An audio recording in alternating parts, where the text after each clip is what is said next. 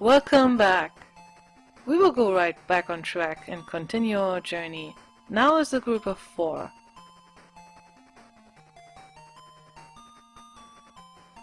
Last time, our newest addition to the party sent us to a manhole at a spaceport.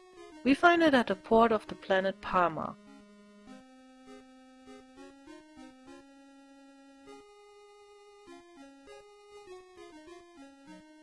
It contains a short tunnel and a small chamber with a man who doesn't want to be bothered with us, so we let him be.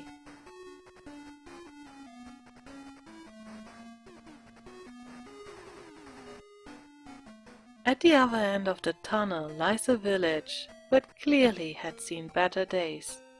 Its people are clothed in rags and beg for something to drink when talking to them. All the houses are empty, and there are just a few people left. One of them warns us of a tower in the mountains south of here. A monster turning people to stone is rumored to live there. So that's where our Medusa went, after having turned Odin into stone. From another poor man, we learn of Dr. Luveno.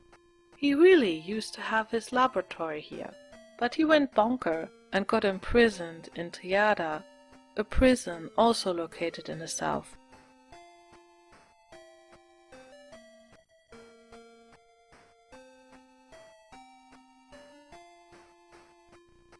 Since the west exit of the village is claimed by a man, we exit from the east and explore the coastline in this new area.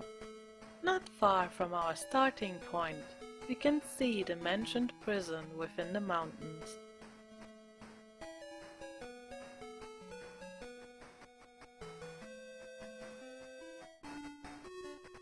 The entrance of Triada, like the mansion of Paseo's governor, is blocked by a humanoid robot.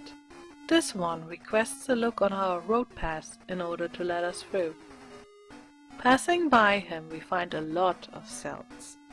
Not only humans are imprisoned here, but also a tarantula, which speaks the human tongue. It teaches us on polymeteral, a substance that dissolves every material except Laconia. From the prisoner next to it, we learn that spider monsters are supposedly very smart creatures, so I guess we should keep its knowledge in mind. The prisoner in the far end of the first cell block is in the mood to talk for a bit, and speaks of his friend living in Bortevo, who is probably in trouble because of some lava. He suggests we go and see him.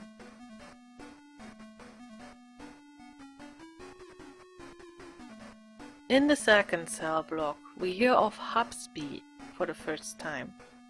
A robot pledged as useless and abandoned somewhere, even though made of Laconia, the most valuable material in this whole solar system. In this block we also find Dr. Luveno, who is on his own volition in his cell. Our group reveals that they want him to produce a spaceship, but Luveno does not want to shoulder the responsibilities that come with building one.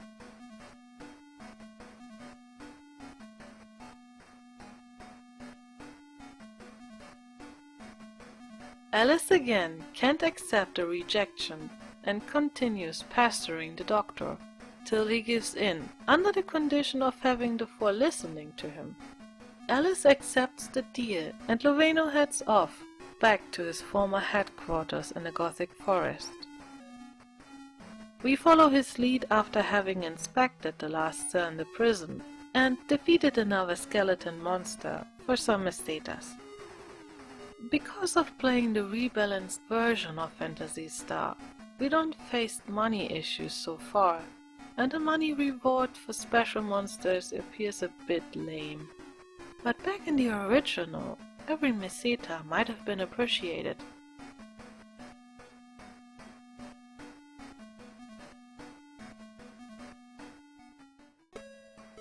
Back to the doctor and his laboratory in one of the empty buildings with the lowest damage. Alice needs to stand by her deal and fetch Luveno's assistant for him.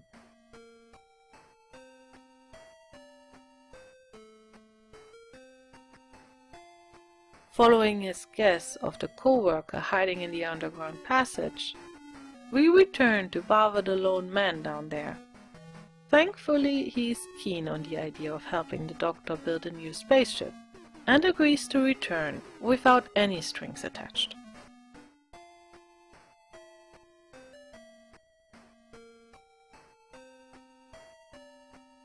Now with his stuff assembled, Luveno orders a fee of 1,200 mesetas.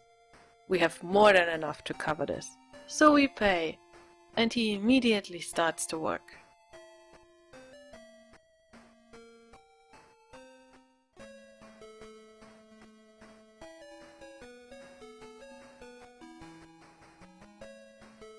Now we need to let some time pass.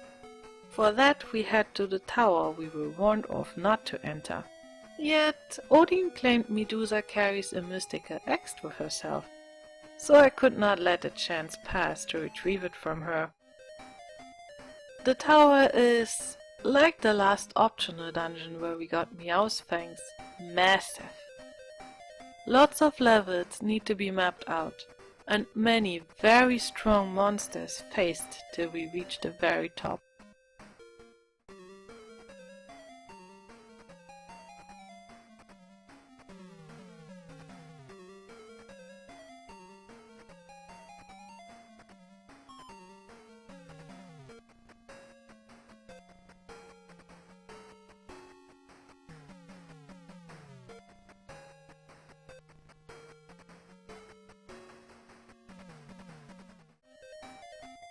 To map this dungeon alone took me around 3 hours. All this only to accept that we are currently not in the position to beat Medusa at all, because every of her rounds ends with turning one of us into stone, which results in a game over within 4 turns, without being able to do anything about it.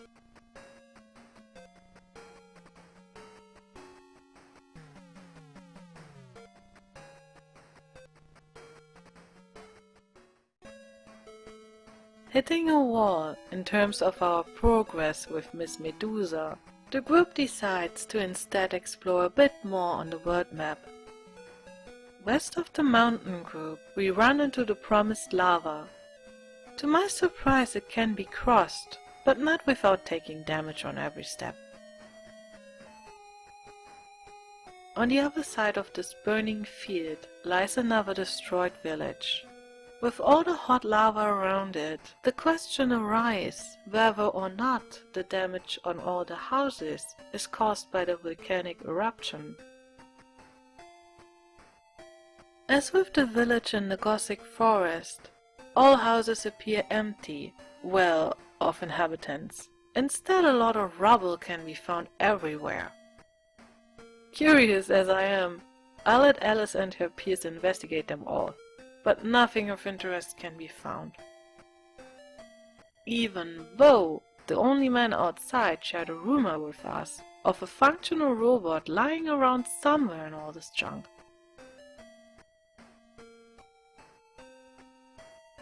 In one of the ruins behind him, we stumble into another, yet hostile appearing man, who makes clear that this is his domain, and we should get missing. While we were gone, Dr. Luveno already assembled a whole spaceship for us, and named it after himself. That was damn quick, but there is a catch to it. In order to pilot it, it requires a robot. But not any robot. It has to be Hubsby. Again, this robot thing sticks with us. The hints we gathered imply that Hubsby is buried somewhere at the junkyard. But since we are not exactly welcome there, and we couldn't find something on our last visit, I presume it requires some help to fetch this unique robot pilot contender. For that, our way leads us into the cave just above the rubble village Bortevo, through its tunnel and to the other side.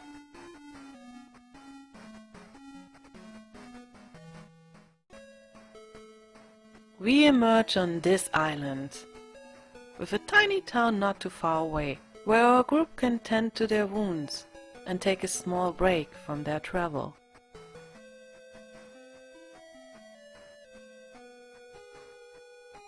I noticed that even in this faraway town, some of the houses are broken. Did the eruption reach this far? Or are these the repercussions of Lassik's doing? We actually get a hint into that direction by one of Loa's people blaming Lassik for the decline of this town. What is this man doing to all these different locations? While the four take their short rest, they also catch a bunch of rumors regarding a strange type of tree that grows on the snow planet Desores, a gem carried by a dragon, and a crystal which protects from evil magic. I wonder if the gem and the crystal are the same, and if they might help us against Medusa.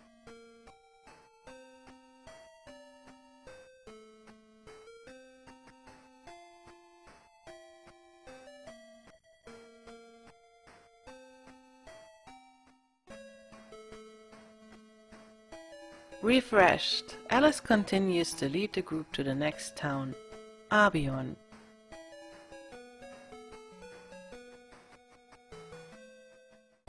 We meet with the locals and discover them being in fear over Lassik's recent visit. With him came a weird man to Avion who experiments on animals and brought a large pot of sorts with himself. At the same time, we hear of a special nut which enlarges certain cats and gives them the ability to fly. Are the two related?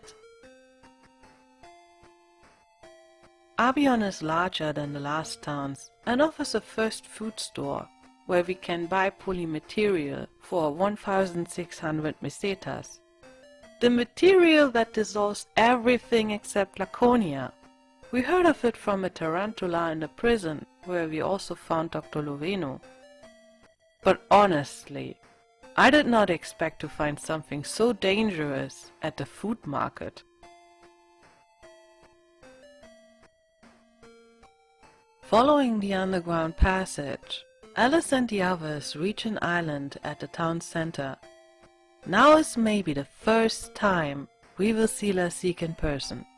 I am prepared for a rough fight, but instead of Lassik, the murderer of our brother Nero, we run into this, well, creature-esque person.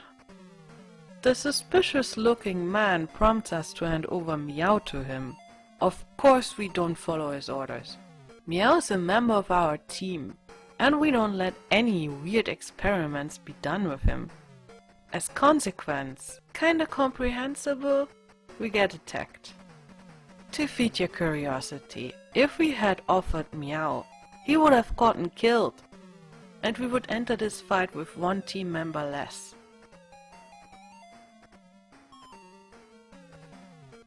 The fight does not last long. The Mad Doctor dies and leaves behind some mesetas and another Laconian pot. Presumably the pot Avion's people were talking about. How do you feel about this? I really expected to see Lassik, and are a bit disappointed not to. I really wonder what this man is up to, and why he's conducting experiments on animals with the help of such strange and freaky scientists. Maybe we can find out a bit more next time. Until then, bye!